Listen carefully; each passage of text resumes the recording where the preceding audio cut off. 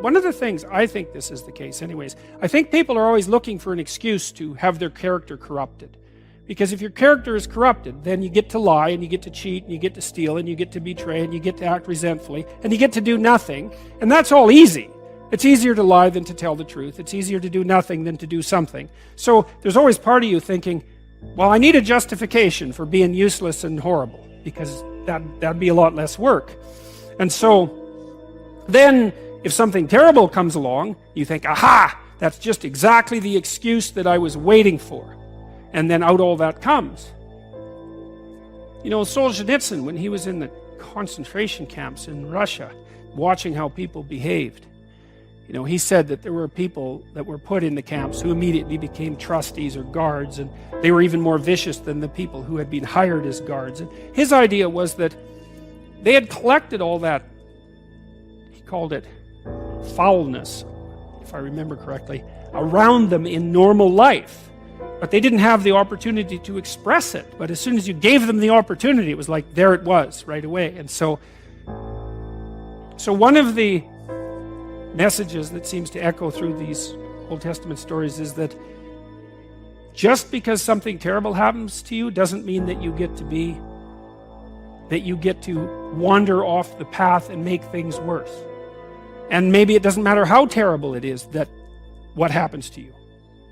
And that's a tough call, you know, because you see people now and then in life who, they've really got it rough, man. Like 50 bad things are happening to them at the same time, and you think, oh, it's no wonder. If you were bitter and resentful and hostile, it'd be like, yeah, no wonder. But then you meet people, and Solzhenitsyn again talked about this in the Gulag Archipelago. He said he met lots of people in the, not lots, he met enough people to impress him in the concentration camp system who didn't allow their misfortunes to corrupt them.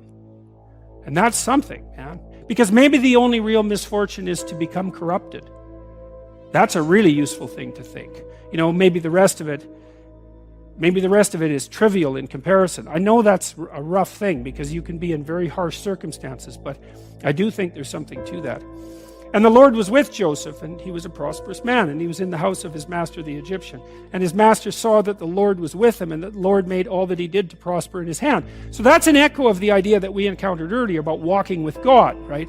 So Adam walked with God before he ate the fruit with Eve, and then he wouldn't walk with God. And then Noah walked with God, and Abraham walked with God. And so the idea is, well, that's that alignment with the highest ideal. I think it's something like that.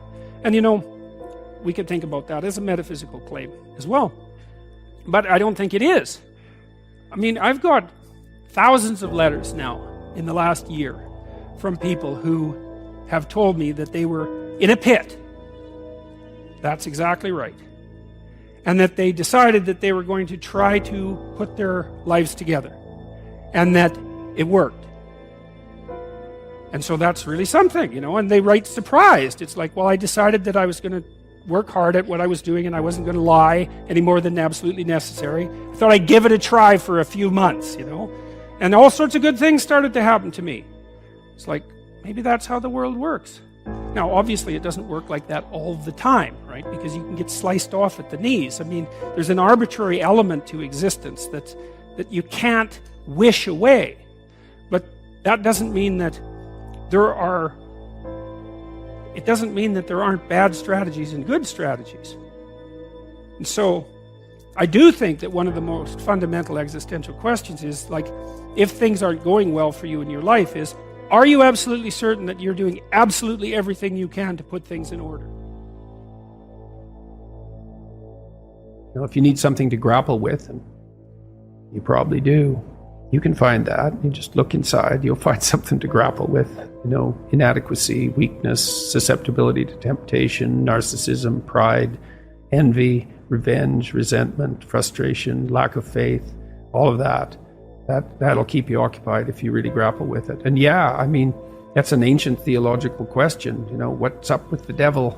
Why does the possibility of evil exist? Why is there an eternal adversary? You see that reflected in Cain and Abel, right? At the beginning of the Genesis stories, essentially. The first two human beings are good set against an adversary. And that's what opens history, that story. You think, well, why would God construct such a why would God construct a reality where an adversary exists? And maybe it's because all things considered, a world with an adversary is a better world, just like a garden with a snake in it is a better garden. These things aren't easy to understand. No snake, no necessity to contend with snakes. So why be awake at all? No adversary, no challenge. Why be challenged? Because maybe you're better for the challenge. And maybe that's the challenge, to see if you can be better for the challenge. But that should be internal. Well, fundamentally, if it isn't, you'll find it externally, because you'll demonize someone to turn them into Satan so that you can find an adversary. And then that's very unfortunate for you and for them. That's and the problem. It's just not as big a battle. It's like you battle with someone external who's malevolent, let's say, or you think they are, and usually you've got that mostly wrong, but not always. But if the battle is inside, which is where it's supposed to be, most fundamentally, then it's the ultimate. It is the ultimate challenge. And that's the infinite game. Mm-hmm. The external one is battle between good and evil on a playing field of chaos and order. It's the eternal game, and you can play that out in the external world. But part of what the religious enterprise is about, and the Christians have really contributed to this, is the notion that sacred battle is fundamentally spiritual, which is to say, in some sense, fundamentally psychological. It's to be fought on the battleground of the soul, internally. It's a subjective issue. How do you defeat evil? You defeat the evil in your own heart. That is how you do it. And so if that's all being acted out for you in the world, you've misplaced Satan. That's a good way of thinking about it. This is another weakness, I think, of the atheistic position, because it's pretty hard. It's easy in some sense to dispense with belief in the highest good, but it's not so easy to dispense with belief in evil. So that's a big problem. So then where do you localize it? And you can find evidence of it everywhere, certainly in institutions. I mean, that's the whole systemic racism, corrupt patriarchy narrative, is that Satan is to be found at the core of our institutions. And to some degree, that's true, because everything we do is corrupt to some degree. And so then do you fight it sociologically? You're the good person and the institution is Satan? So you're so good, are you? You're so sure of that, are you? You've got everything in order, or do you? And you might say, well, do you have to have everything in order before you fight evil on the sociological front? And the answer is, well, no, because you're never going to have everything in order, but you still shouldn't put the cart before the horse. It's a spiritual battle. And it's taken people thousands and thousands of years to figure this out.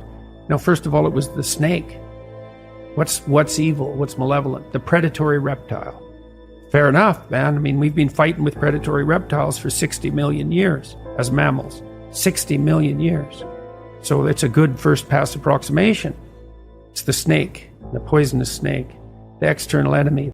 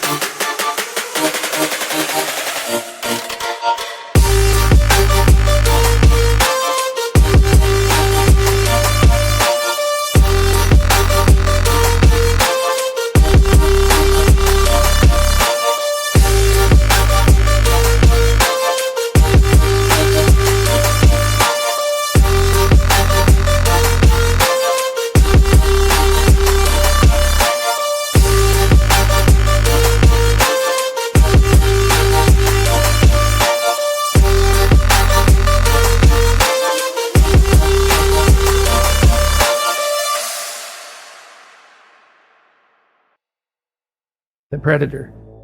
Well, what about the predator in other people?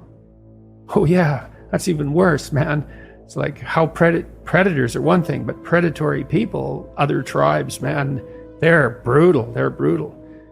Oh, well, what about your predatory friend? Oh, that's pretty bad too. The friend who stabs you in the back, the person who betrays you, Judas.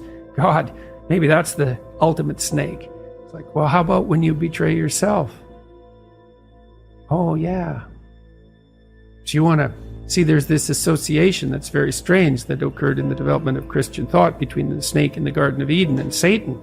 There's no indication in the original story that the snake has anything to do with the Lord of all evil. It's a very weird conclusion that's been drawn. It's almost extra biblical because there's almost no mention of Satan in the Bible at all, much less any direct connection between the serpent and Satan. It's a very, very strange idea, but it's part of this psychologization of evil. Like, well, what's the ultimate predator? What's the ultimate predator? What's the enemy you harbor in your own heart who hates you? That's the ultimate predator. There's these images of Mary with her head in the stars and baby in her arms and her foot on a snake. It's like, well, that's the eternal feminine. Her head's in the stars because she's oriented towards the highest good and she's protecting her infant from predators. That could be an actual predator. That's been the case throughout not just human history, but mammalian history. Could be other people who are predators. Could be men who are predators. Could be her, who's a predator. The devouring mother. It's like, well, what's the ultimate locale of genuine evil? Well, the highest religious answer is, that's in you. That's the proper place to battle it out. And I think that's true. I think it's literally and metaphorically true. And I was convinced of that in part because of Solzhenitsyn's writings, because Solzhenitsyn identified the totalitarian state with the willingness of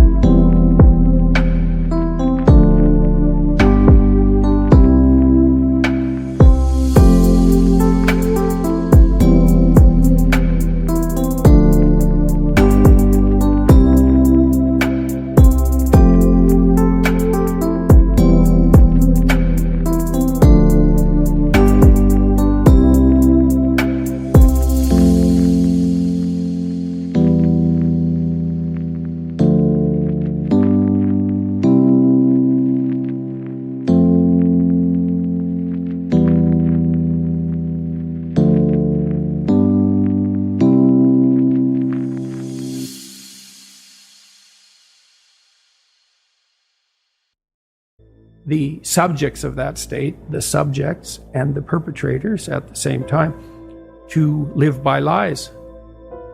No totalitarian state if people don't lie. And every time you lie in support of the totalitarian state, then you're the perpetrator. And that's a psychological issue. It's like, you're going to lie to get along or not? Say, well, what does it matter? I'll go along with it. It's okay.